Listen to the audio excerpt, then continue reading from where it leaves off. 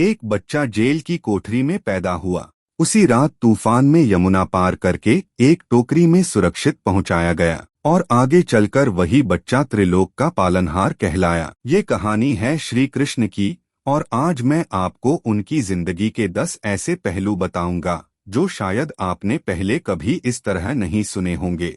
नमस्ते दोस्तों, आज हम बात करेंगे भगवान श्री कृष्ण की, लेकिन सिर्फ भक्ति की नजर से नहीं बल्कि उन रोचक और कम जाने पहचाने पहलुओं से जो हमारे शास्त्रों में दर्ज हैं। वीडियो के अंत तक बने रहिए क्योंकि नंबर 7 पर जो बात है वो शायद आपको हैरान कर देगी।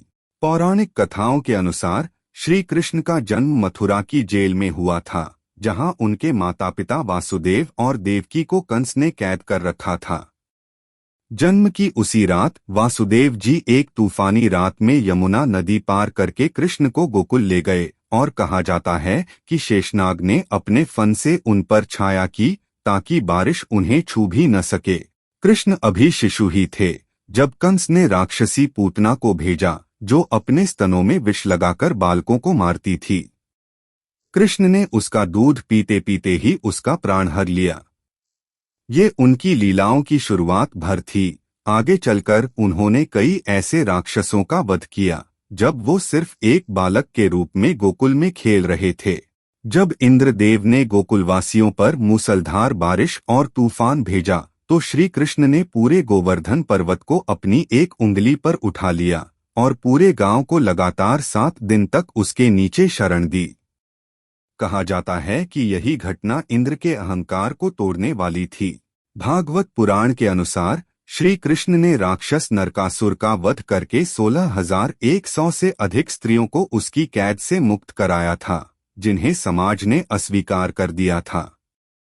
कृष्ण ने उन सभी को सम्मान और स्थान दिया।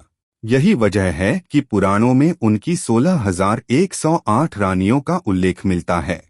हिंदू धर्म में श्री कृष्ण को भगवान विष्णु का 8वां अवतार माना जाता है और खास बात यह है कि उन्हें पूर्ण अवतार यानी पूर्णावतार कहा जाता है, जबकि ज्यादातर अवतार आंशिक माने जाते हैं।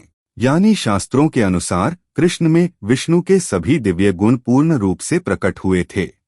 महाभारत के युद्ध से ठीक पहले जब अर्जुन अपने ही परिजनों के खिलाफ लड़ने से हिचक रहे थे, तब श्री कृष्ण ने उन्हें जो उपदेश दिया वही आज पूरी दुनिया में भगवत गीता के नाम से जाना जाता है। यह युद्ध के मैदान में दिया गया एक ऐसा ज्ञान है जिसे आज भी लाखों लोग जीवन जीने की कला के रूप में पढ़ते हैं। यहाँ वो बात है जो अक्सर लोगों को चौंका देती है। महाभारत के युद्ध में श्री कृष्ण ने प्रतिज्ञा ली थी कि वे स्वयं कोई शस्त्र नहीं उठाएंगे। पूरे युद्ध में वे सिर्फ अर्जुन के सारथी बने रहे, फिर भी उन्हीं की रणनीति और मार्गदर्शन ने युद्ध की दिशा तय की। सबसे बड़ी ताकत हमेशा हथियार में नहीं बुद्धि में होती है, यही इस प्रसंग का सार है। आपने ध्यान दिया होगा जब भी हम कृष्ण का नाम भक्ति में लेते हैं तो अक्सर राधे कृष्ण कहा जाता है, राधा का नाम पहले आता है। ऐसा माना जाता है कि यह प्रेम और भक्ति की उस पराकाष्ठा को दर्शाता है जहां भक्त को भगवान से भी पहले स्थान दिया जाता है। राधा को कृष्ण की सबसे प्रिय भक्त और आत्मा का हिस्सा माना गया है। श्री कृष्ण के हर एक चित्र में एक चीज हमेशा मौजूद रहती है, उनकी बांसुरी। कहा जाता है कि उनकी बांसुरी की धुन इतनी मोहक थी कि वृंदावन की गोपियां सब कुछ भूलकर उसकी ओर खिंची चली आती थीं। बांसुरी को त्याग और समर्पण का प्रतीक माना जाता है।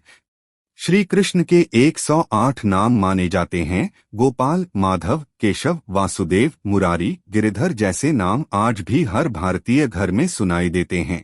हर नाम के पीछे उनकी एक अलग लीला, एक अलग कहानी छिपी है। यही वजह है कि सदियों बाद भी उनका नाम लेते ही मन श्रद्धा से भर जाता है। अगर इनमें से एक भी बात आपके लिए नई थी तो चैनल को सब्सक्राइब कर लीजिए, क्योंकि हर हफ्ते हम ऐसी ही कहानियां लेकर आते हैं जो हमारी संस्कृति और शास्त्रों को नए नजरिए से दिखाती हैं।